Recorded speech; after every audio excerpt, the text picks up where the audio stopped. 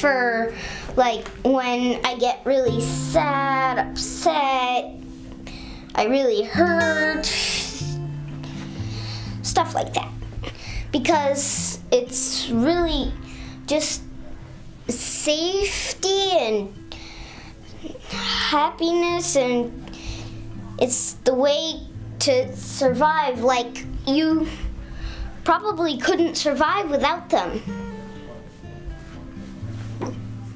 Either that or you'd have no friends, people keeping on getting way too close for comfort, all sorts of bad things. And just the toolbox is just such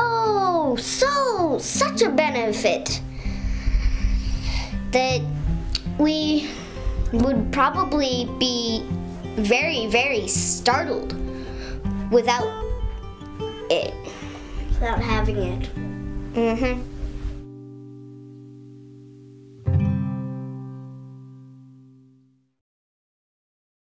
If Caveman had found it, then it would have been a great, great, great benefit.